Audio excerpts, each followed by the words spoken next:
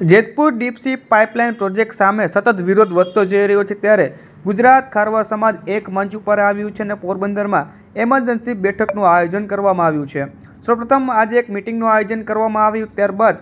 પોરબંદર જિલ્લા કલેક્ટરને આવેદનપત્ર પાઠવી સરકાર સુધી રજૂઆત કરવામાં આવી હતી કે જેતપુરના ઉદ્યોગોનું પાણી જે પોરબંદરના દરિયામાં ઠાલવવાની યોજના છે તે રદ કરવામાં આવે। જિલ્લા કલેક્ટરને આવેદનપત્ર પાઠવ્યા બાદ आज साँजથી सतत 2 દિવસ સુધી એમરજન્સી બેઠકનું આયોજન કરવામાં આવ્યું છે। આ બેઠકમાં આગામી કાર્યક્રમો અંગે રણનીતિ ઘડવામાં આવશે। ખારવા સમાજે ગુજરાત ભાજપ સરકારને સ્પષ્ટ ચેતવણી આપી છે કે જો સરકાર આ પ્રોજેક્ટ રદ નહીં કરે તો ઉગ્રથી ઉગ્ર આંદોલન કરશે અને કોર્ટના દરવાજા પણ ખખડાવશે તેવું પણ ગુજરાત ખારવા સમાજે પોરબંદરથી હુંકાર કર્યો છે।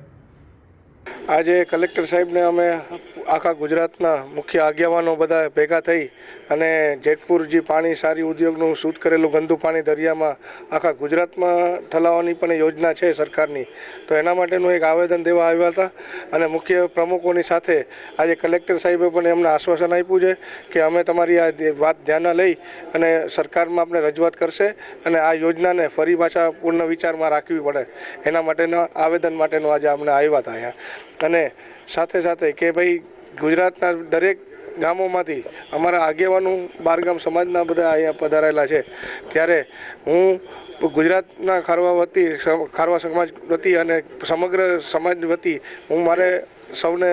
કહેવું છે કે ભાઈ આપ સૌ જાગો અને આ પાણીને આપણે આવનારા દિવસોમાં રોકે અને આપણું આવનારું ભવિષ્ય કઈ રીતે બચાવી શકીએ અને આવનારી પેઢી પણ અમારી બચે એના માટે કરીને અમને આહવાન કરેલું હતું। અમારા આગામી દિવસોમાં અમારે જે આ જે છે મુખ્ય એજન્ડા અમારે આખા બારગામ સમાજના 2 દિવસની બેઠક છે, એમાં મુખ્ય એજન્ડા છે જે અમારો જે જેતપુરના જે સાયરી ઉદ્યોગ અને ગુજરાતના દરિયામાં પોલ્યુટેડ વોટર ઠલાવવાની જે યોજના છે એના માટે કરીને આ જે બેઠક છે 2 દિવસની, એમાં અમારી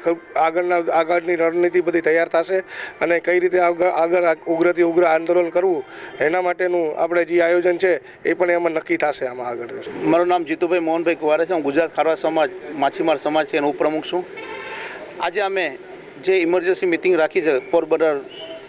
પ્રમુખ શ્રી અમારા અખિલ ગુજરાત ગુજરાત ખારવા સમાજના જે પવનભાઈ સિંહાના અધ્યક્ષસ્થાને જે આખા ગુજરાતમાંથી જે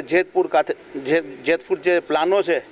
તેનું ગંદુ પાણી જે કેમિકલ યુક્ત પાણી છે એ દરિયામાં ઠાલવવાની વાત છે। આજે તમે જુઓ તો ગુજરાતના દરિયા કિનારે ખાલી 7 પ્લાન છે એને મંજૂરી આપેલી છે 2014-15થી।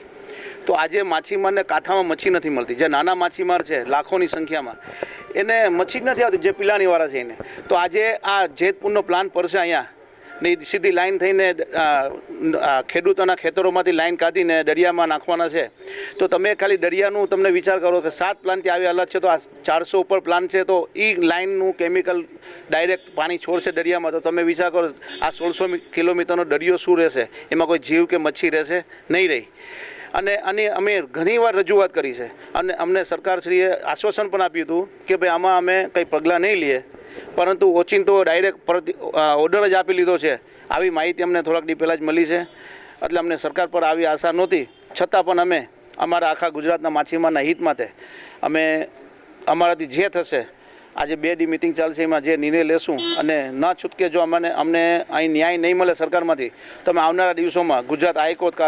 કેન્દ્ર સુપ્રીમ કોર્ટમાં પણ અમે જવાની તૈયારી છે અમારી, કારણ કે આ અમારી રોજીરોટીનો સવાલ છે ને આ એક ખાલી ખારવા માછીમાર માટે નથી,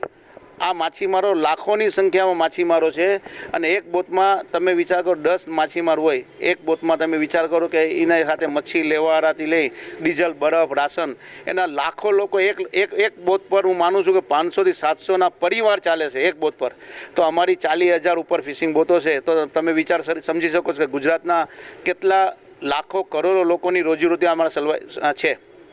અને એ જ પ્રમાણે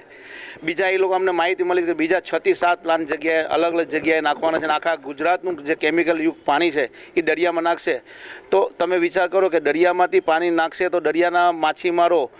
ને બીમારી લાગશે અને આખા ગુજરાતમાં જ્યાં જ્યાં લાઈન નીકળશે તો અહીંયા લાઈન લીક થશે તો ખેડૂતોને પણ નુકસાન થશે કે પાણી જમીનમાં જશે તો ખેતી પણ નહીં થાય।